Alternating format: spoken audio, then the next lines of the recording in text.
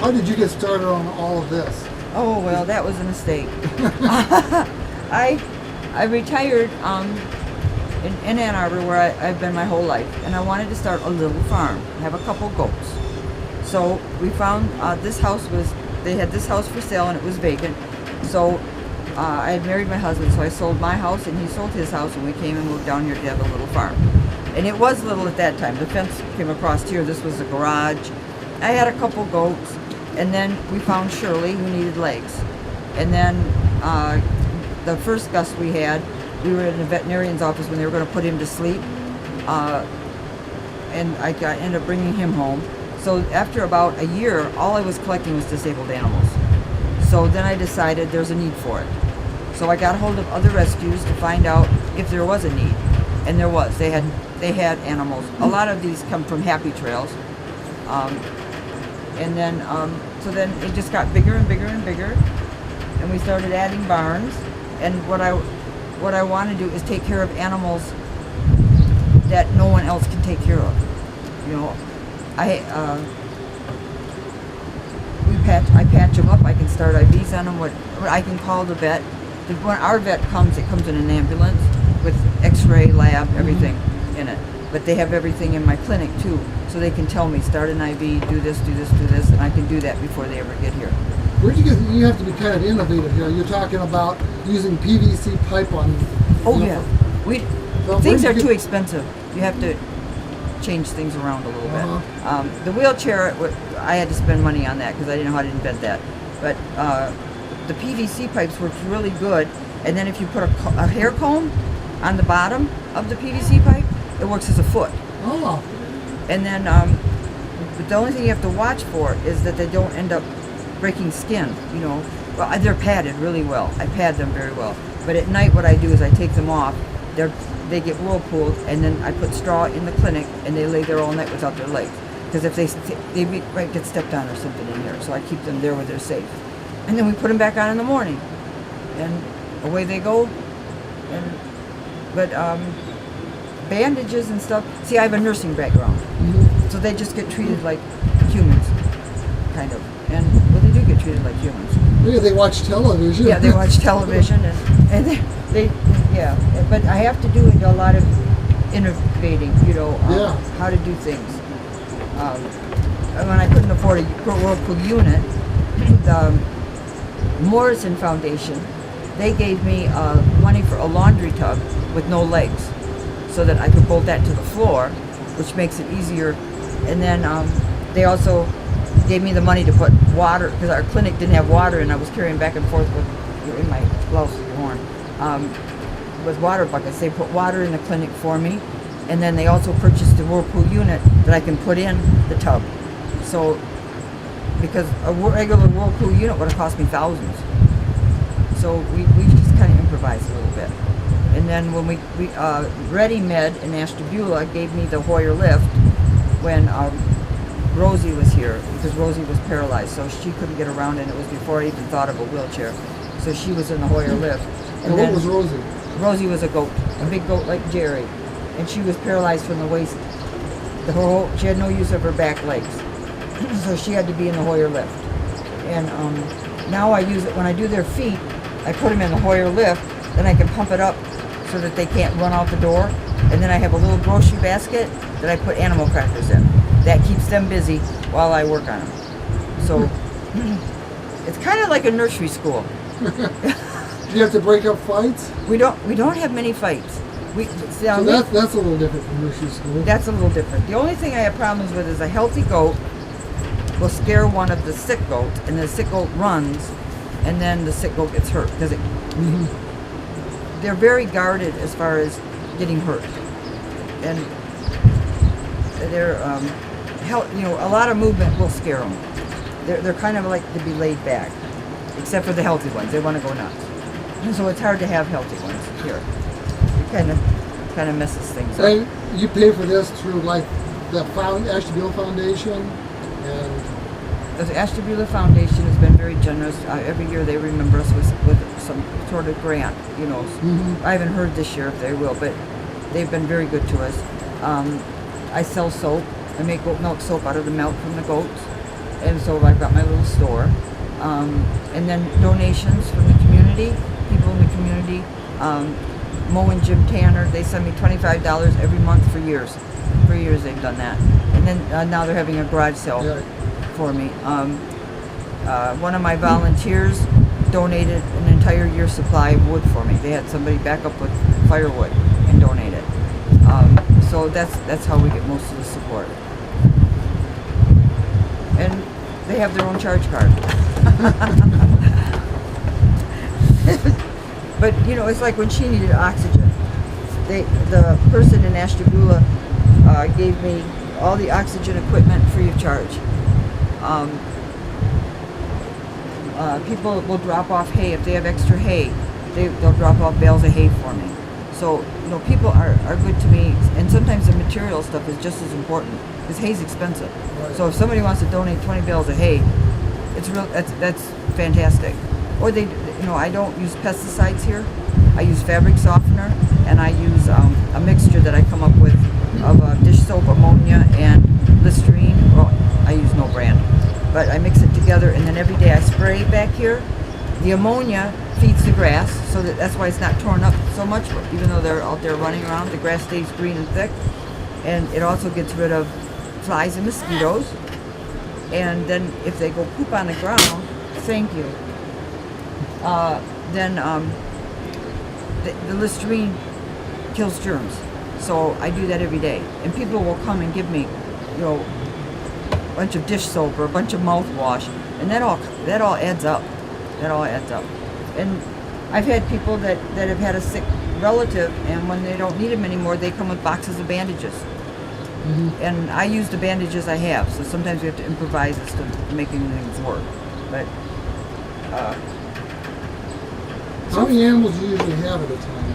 I've had as much as 32. Generally, it's about 24. I try to keep it at 24, but we've had as much as 32. It's just really hard because in the winter it was hard because trying to keep the barn warm. It wasn't a normal winter.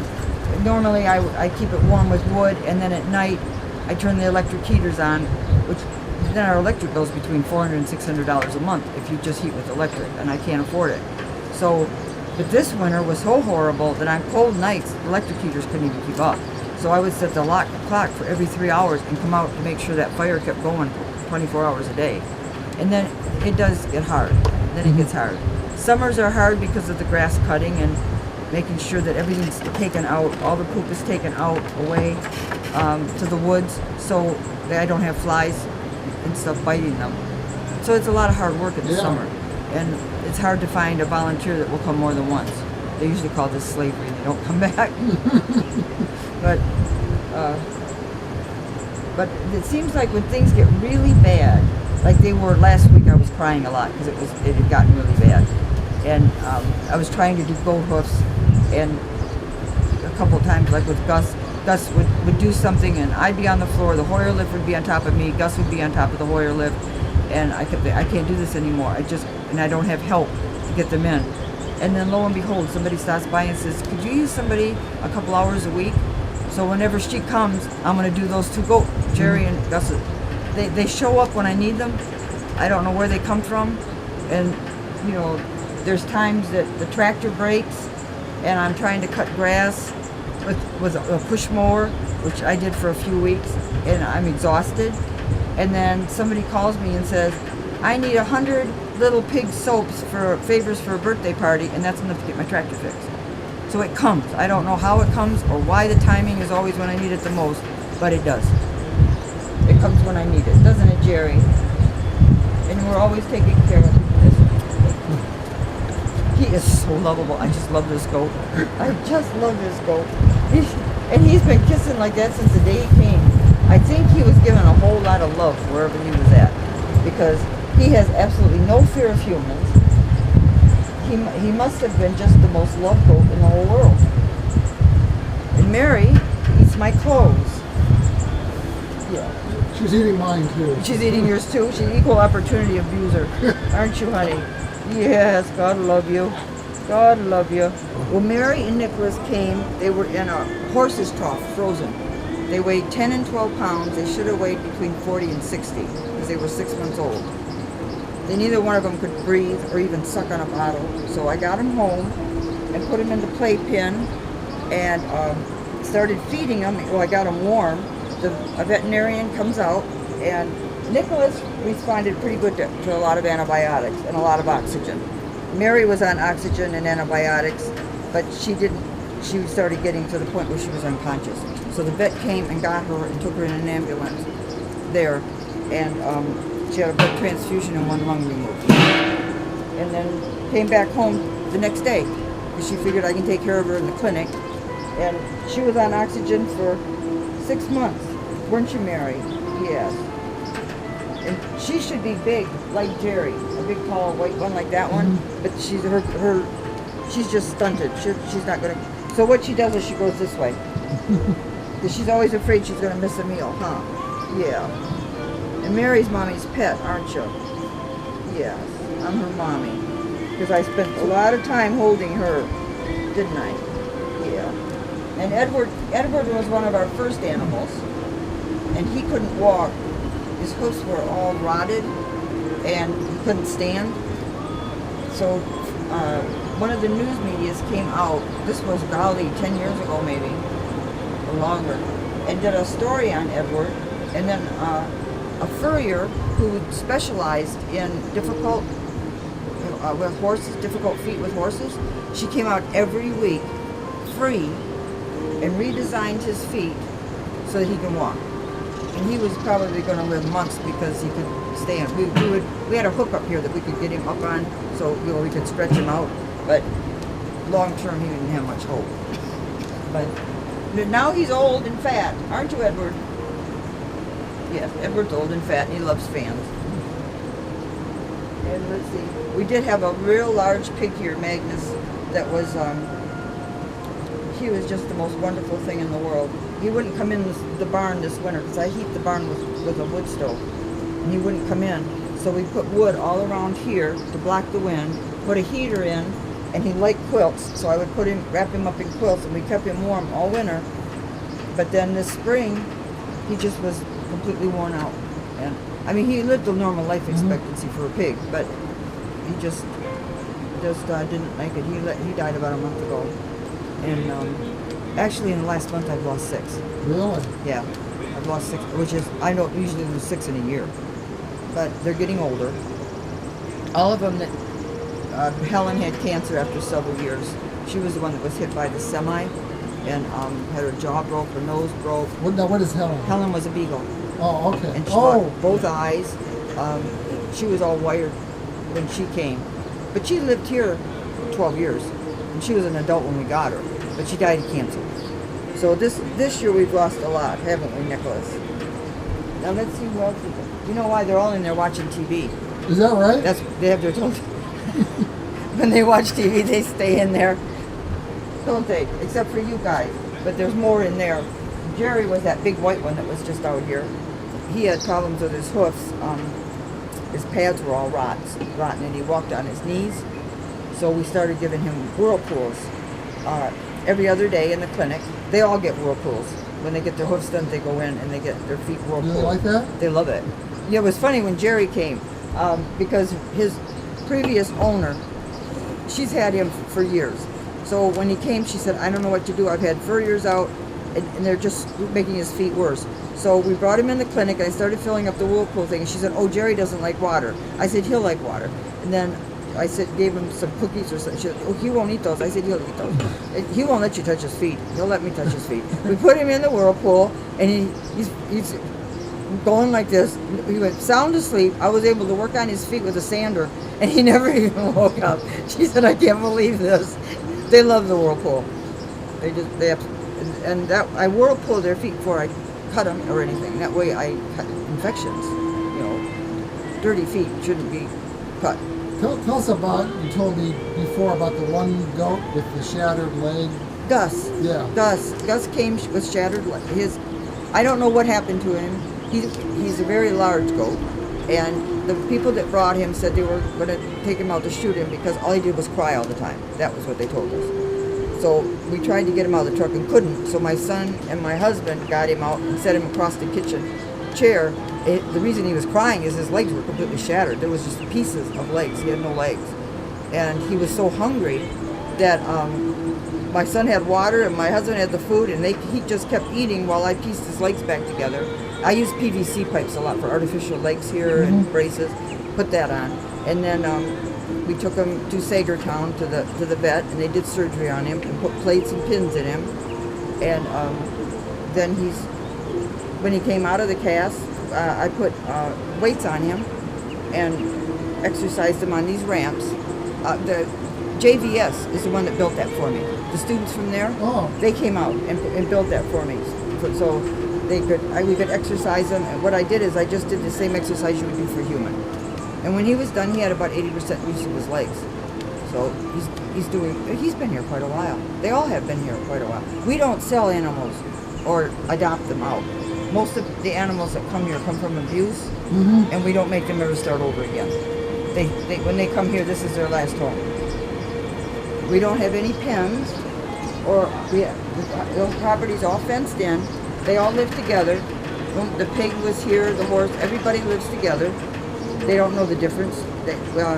At night they've got 3 barns they can sleep in. They decide which ones they want to sleep in. And they're just free. What are you doing? No, talk out loud. He usually talks constantly. And he knows a lot of Bambi. Because he will yell all the time, Bambi sings. Don't you? You know Bambi when you see Bambi on TV?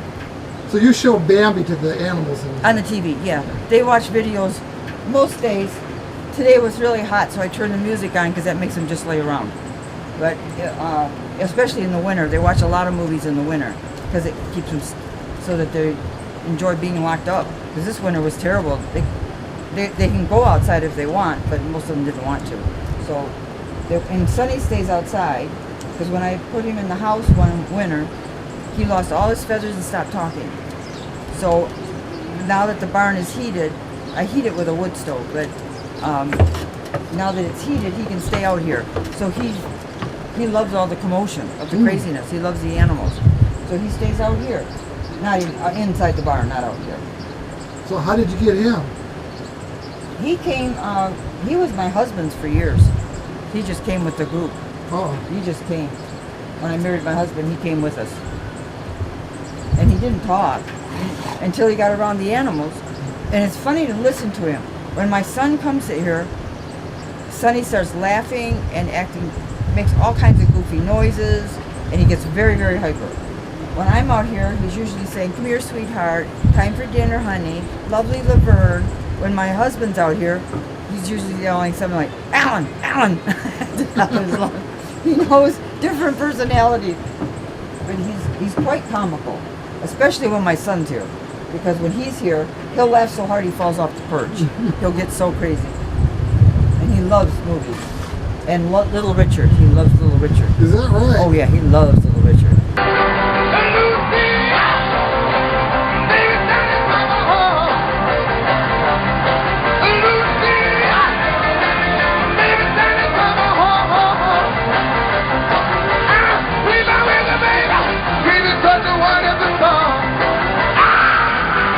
I don't know what he says to Carly Simon, but if you put a Carly Simon tape on, he talks real low and saying, "Honey, come here, come here, come here, come here, come here." He talks real low. And I keep telling him, "You can't say it out loud. You probably shouldn't be saying it." Yeah, there's some light. Stay here, Mary. Stay here. This is Pork Chop's bedroom. This is Pork Chop's bedroom, yes. And it doubles for me to put stuff here until I get it put away. But this is where Pork Chop has to stay when Mommy's gone. If I go to the store, Pork Chop's got to come in her bedroom. And when because you can't trust her out in the house. Oh my no, she's taking curtains off the walls. Pork Chop, I told him about your evil self, and he wants to see what you look like. No, this is the terror. This is my terror, who gets in refrigerators and cupboards, sleeps underneath my rugs, and chases the dogs. But I love her, don't I? Does Mommy love you? Huh? What was the story behind Pork Chop? Pork Chop was a little orphan pig. I don't know what happened to all of them, but they asked me if I would take Pork Chop. I normally don't take babies. You know, whenever, like when Magnus came, they had a bunch of babies in Magnus. I said, give me the oldest one because that's the one that's not going to get adopted.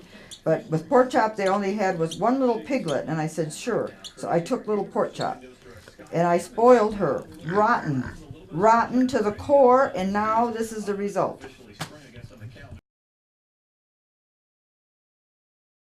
People should not, they know you're here and they will drop off animals. That's not the thing to do. No. And you don't take animals that people don't want anymore. No. And especially, you know, people are calling with peacocks and all kinds of stuff. This is a farm animal rescue, and I can't take any more cats. People leave them 5, 6 at a time. It costs a fortune to get them fixed, and the money that I spend on that, I'm taking it away from a disabled animal that needs veterinarian care or something, you know.